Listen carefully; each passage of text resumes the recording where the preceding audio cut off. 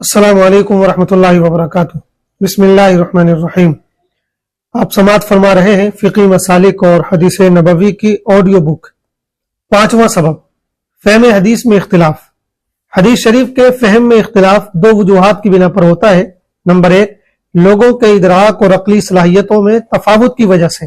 Number دو، حدیث کے لفظ میں ایک سے زیادہ معنی کے احتمال کی وجہ سے۔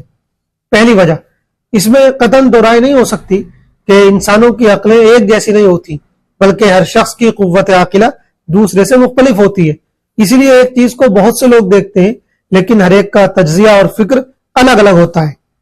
یہ فرق کبھی فطری ہوتا ہے کہ اللہ تعالیٰ نے فطرتاً انسان کو الگ الگ صلاحیتوں سے نوازا ہے، اور کبھی یہ تفاوت کسبی ہوتا ہے کہ انسان جس تہذیب و ثقافت کا پروردہ ہوتا ہے اس کی وجہ سے، یا وہ جس پیشے سے وابستہ ہوتا ہے اس کی وجہ سے، یا مختلف لوگوں کی صحبت اور دور دراز اسفار کی وجہ سے اس کے اندر وہ تجربات اور صلاحیتیں پیدا ہو جاتی ہیں جو کسی دوسرے اس شخص میں نہیں ہوتی جس کا ان چیزوں سے واسطہ نہ رہا ہو۔ مثلا قاضی کو قضا کے بارے میں اور تاجر کو تجارت کے بارے میں جو تجربہ اور معلومات ہوتی ہیں وہ ایک عام شخص کو نہیں ہوتی۔ ائمہ کرام بھی اس قاعدہ کلیہ سے مستثنی نہیں تھے۔ وہ اگرچہ سب کے سب عالی مرتبہ اور بہترین ذہنی و دماغی صلاحیتوں کے مالک تھے، لیکن بہرحال تفاوت ان میں بھی تھا۔ اس وجہ سے ایک حدیث کے بارے میں کسی کا ذہن وہاں تک پہنچتا تھا جہاں تک کسی دوسرے کے ذہن کی رسائی نہ ہو پاتی تھی۔ امام شافعی رحمۃ اللہ علیہ کا قول ہے، وَهُمْ دَرَجَاتٌ فِيمَا وَعُوا مِنْهَا أَيْ مِنَ السُّنَنِ۔ علماء احادیث کے حفظ اور فہم میں یکساں نہیں، بلکہ ان میں الگ الگ درجے ہیں۔ مندرجہ ذیل مثالوں سے اس کی وضاحت ہو سکتی ہے۔ پہلی مثال، امام ابو حنیفہ رحمہ اللہ امام اعمش رحمہ اللہ کے پاس، جو حدیث کے بڑے امام ہیں، حاضر تھے۔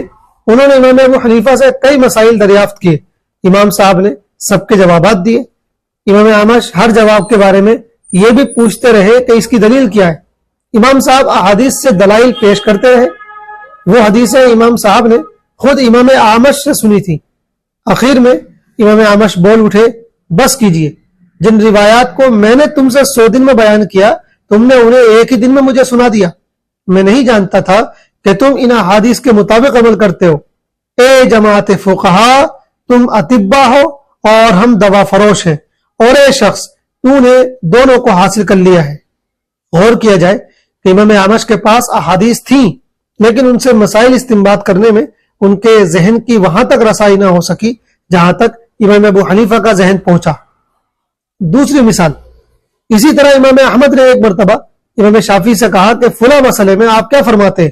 امام شافعی نے اپنی رائے پیش کر دی۔ امام احمد نے کہا، یہ مسئلہ آپ نے کہاں سے معلوم کیا؟ کیا اس میں کوئی آیت یا حدیث وارد ہے؟ اس پر امام شافعی نے ایک حدیث بیان کی جو اس موضوع پر صریح تھی، لیکن امام احمد کا ذہن اس حدیث سے وہ مسئلہ مستنبط کرنے تک نہیں پہنچا تھا۔ امام اوزاعی امام ابو حنیفہ کے بارے میں بہت بدظن تھے، حتیٰ کہ آپ کو بدعتی تک کہتے تھے۔ ایک مرتبہ عبداللہ ابن مبارک نے امام اوزاعی کو ایک کتاب دی جس میں امام ابو حنیفہ کے مسائل اور دلائل لکھے ہوئے تھے۔ امام اوزاعی نے اسے دیکھ کر فرمایا، یہ نعمان کون ہے؟ جاؤ ان سے خوب استفادہ کرو۔ عبداللہ ابن مبارک کہتے ہیں، میں نے کہا کہ یہی ابو حنیفہ ہیں جن کی مجلس میں جانے سے آپ نے منع فرما دیا تھا۔ کہنے لگے، اس شخص کے علم کی کثرت اور کمال عقل پر مجھے رشک آتا ہے۔ میں اللہ تعالیٰ سے استغفار کرتا ہوں کہ ان کے بارے میں صریح غلطی پر تھا۔ دوسری وجہ، جہاں تک امر دوم کی بات ہے کہ حدیث میں ایک سے زیادہ معنی کے احتمال کی وجہ سے ائمہ کے درمیان اختلاف ہوتا ہے، تو اس کی تفصیل یہ ہے، کبھی حدیث کے الفاظ میں مختلف معانی کا احتمال ہوتا ہے، اور یہ بالکل واضح ہے، اس لیے کہ بسا اوقات حدیث میں کوئی لفظ ایسا ہوتا ہے جس کے لغت میں ایک سے زیادہ معنی ہوتے ہیں۔ اب ہر امام اسی معنی کو اختیار کرتا ہے جس کو وہ دلائل کی روشنی میں راجح خیال کرتا ہے۔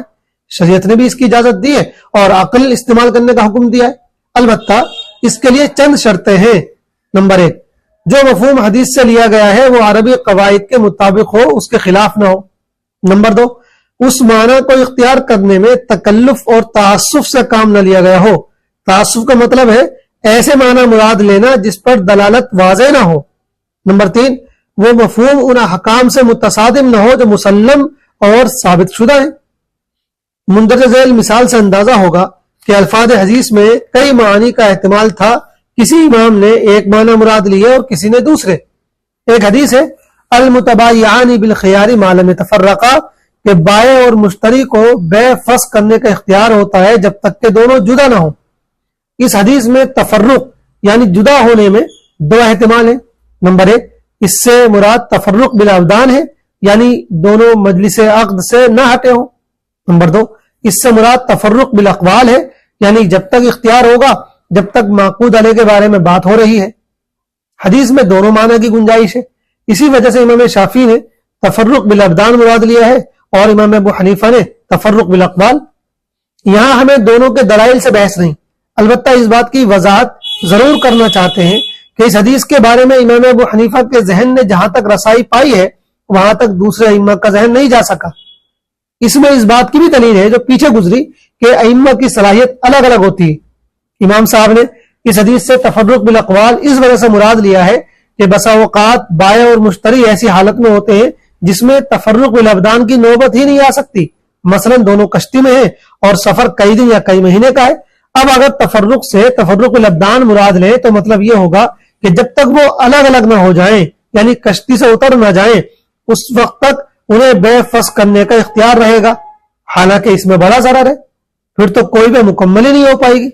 لہذا ایسی صورتوں کو سامنے رکھتے ہوئے یہ معنی زیادہ راجح معلوم ہوتے ہیں کہ جب وہ اس بے کے علاوہ کسی اور موضوع پر گفتگو کرنے لگے، چاہے کشتی ہی میں موجود رہے، تو انہیں اختیار باقی نہیں رہے گا۔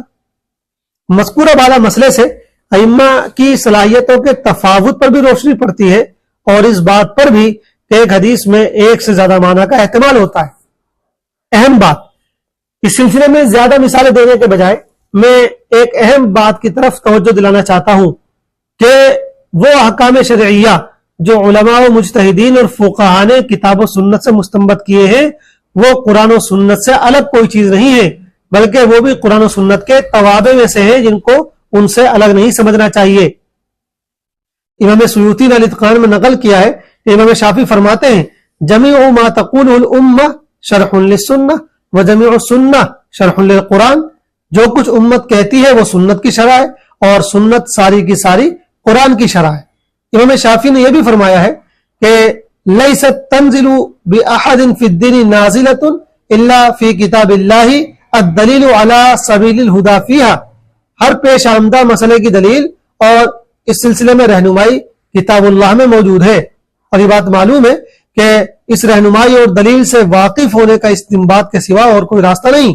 اس سے ثابت ہوا کہ جو استنباط ہوگا یعنی جو مسائل اس عظیم مصدر سے نکالے جائیں گے وہ مستنبط مسائل بھی قرآن ہی کے ساتھ تابع بن کر رہیں گے بشرطے کہ استنباط صحیح اور واضح ہو۔ امام شاطبی رحمہ اللہ فرماتے ہیں سنت میں جو بھی تعبیر اختیار کی گئی ہے وہ قرآن کی مراد ہے، گویا کہ قرآن کے احکام کے معانی و مطالب کے لیے سنت بمنزلہ شرح و تفسیر کے ہے، اور اس کی دلیل قرآن کی آیت ہے لِتُبَيِّنَ لِلنَّاسِ مَا نُزِّلَ إِلَيْهِمْ، کہ جو کچھ ان کی طرف نازل کیا گیا ہے آپ ہی اس کو بیان فرمائیں گے۔ مثلا قرآن میں ہے وَالسَّارِقُ وَالسَّارِقَةُ فَاقْطَعُوا أَيْدِيَهُمَا، کہ چور مرد و عورت کے ہاتھ کاٹ دو۔ اس کی تفسیر حدیث میں ہے کہ کلائی تک ہاتھ کاٹا جائے گا۔ اسی طرح چوری کا نصاب جو حدیث میں بیان کیا گیا اسی مقدار کے ثبوت کے بعد ہاتھ کاٹا جائے گا۔ تو یہی آیت کی مراد ہے، اس لیے یہ کہنا درست نہ ہوگا کہ یہ احکام سنت سے ثابت ہوئے، قرآن سے ثابت نہ ہوئے۔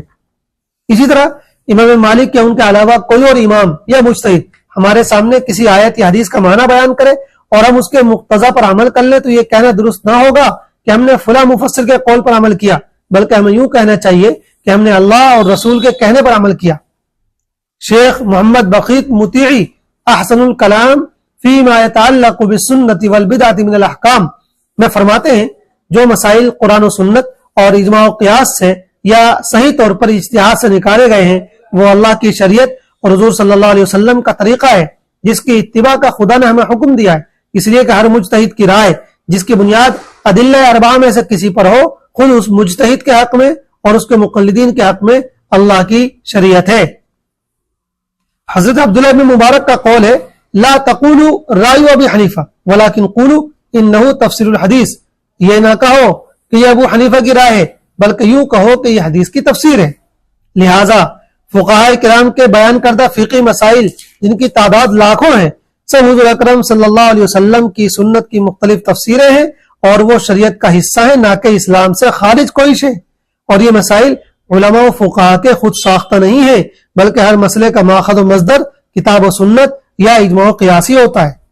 और जब हम ये कहते हैं कि ये फ़िक़्ह अबू हनीफा है, ये फ़िक़्ह शाफ़िई है, तो इसका मतलब ये होता है कि ये फ़हम अबू हनीफा है, ये फ़हम शाफ़िई है, यानी ये वो फ़हम है जो इमाम अबू हनीफा या इमाम शाफ़िई ने किताब व सुन्नत से अख्ज़ किया।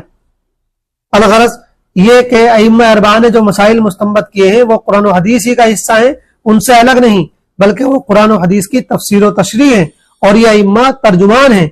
गोया हम कुरान व हदीस को सही समझने की इस्तिताअत नहीं रखते, तो ये हजरात तर्जुमान का काम देते हैं और बताते हैं कि इनका क्या मतलब है। और उसूल है कि तर्जुमान की तर्जुमानी को असल मजमून से अलग नहीं समझा जाता।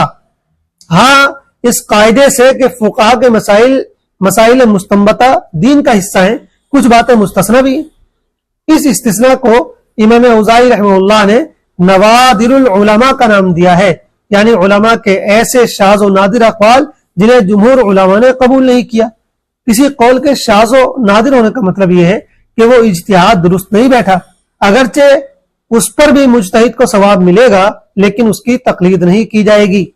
इसी वजह से इमाम बैहक़ी ने नकल किया है कि इमाम औज़ाई फरमाते हैं, मन अख़ज़ बिनवादिरिल उलमा खरज मिनल इस्लाम, जिसने उलमा के नादिर अक़वाल को इख्तियार किया, खतरा है कि वो इस्लाम से निकल जाएगा।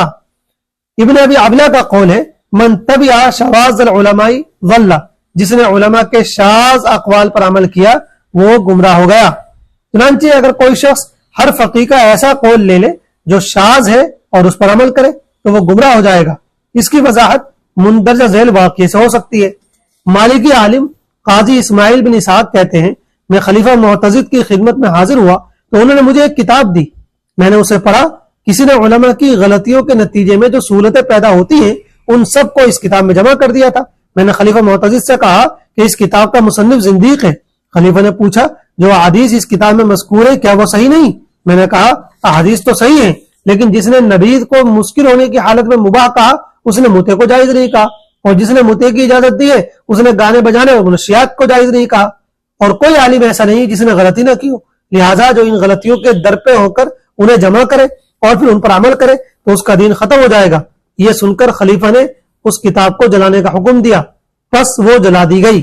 जाहिर सी बात है कि अगर कोई शख्स सिर्फ उन अक़वाल को तलाश करेगा जिनमें उलमा से चूक हुई और हर एक का वो कौल लेगा जो उसकी ख्वाहिशात के मुताबिक होगा, मसलन सारे उलमा ने मुते को हराम कहा है सिवाय एक दो के, अब वो इन एक दो के मुताबिक मुते के जवाज पर अमल करे। इसी तरह सारे उलमा ने नबीद मुस्किर को हराम कहा है सिवाय चंद के, अब वो नबीद मुस्किर के हलाल कहने वालों के मसलक को ले ले। और इसी तरह जिस चीज को सबने हराम और नाजायज कहा हो सिवाय एक दो के, वो उन सब चीजों को लेता जाए और उन पर अमल करता जाए, तो उसकी गुमराही में क्या शक है। इसी वजह से उलमा ने अइम्मा के उन शाज़ अक़वाल की खूब वजाहत और निशानदेही फरमा दी है जिनकी इत्तिबा नहीं की जाएगी। रहा यह मसला कि उनसे ये गलती क्यों हुई, तो जाहिर है कि अइम्मा भी इंसान थे, मासूम नहीं थे। अगर लाखों मसाइल में से एक आध मसले में उनसे चूक हो गई तो इसमें क्या ताज्जुब की बात है, उन्हें इसमें भी सवाब मिलेगा। जैसा कि हदीस में आता है कि सही इज्तिहाद पर 2 सवाब मिलते हैं और गलत पर 1। बहरहाल अइम्मा इज़ाम ने जो मसाइल मुस्तंबत किए हैं वो कुरान और हदीस की तशरीह है, वो उनसे अलग नहीं है, लिहाजा उनकी इत्तिबा और तकलीद करना हकीकत में कुरान और हदीस की बात मानना है। वस्सलामु अलैकुम व रहमतुल्लाहि व बरकातुहू।